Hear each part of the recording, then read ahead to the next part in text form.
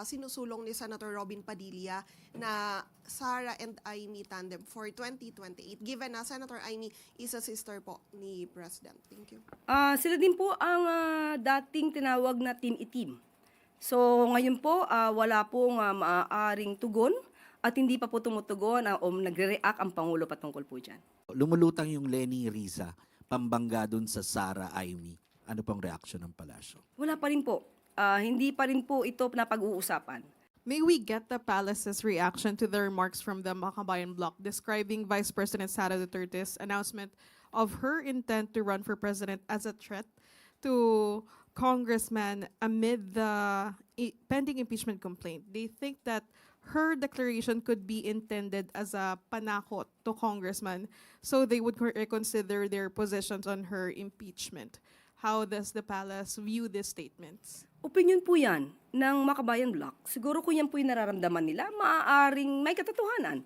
Pero sa mga nahalal po sa House of Representatives, ganyan po ba ang gusto nilang makita ng taong bayan na sila ay natatakot dahil lang sa pagdedeklara na tatakbo ang isang vice-presidente sa pagkapangulo sa 2028? Hindi naman po siguro sila ganon kaduwag para lang matakot dahil nagdeklara lang ang isang tao na siya tatakbo sa pagka-presidente.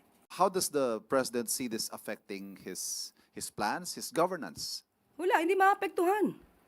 Maapektuhan ba ng isang vice-presidente na nag-announce lamang siya na siya'y tatakbo ang pagtatrabaho ng Pangulo?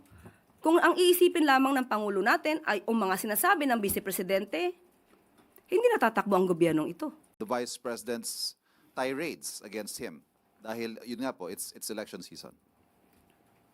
Nung pa natin sinasabi, lahat ng sinasabi ng vice-presidente, halos doon. Fake news.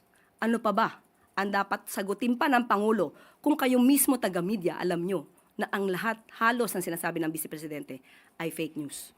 Nasindak po ba yung administration dito sa several announcement like BP Sara announcing her decision to run for president in 2028 and yung sinasabi si Senator Robin Padilla supporting VP Sara and Amy Marcos? Ang Pangulo masisindak?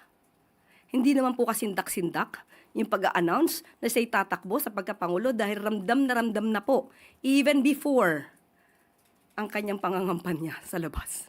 So hindi po nakakagulat kung siya mag-announce na siya'y tatakbo bilang Pangulo.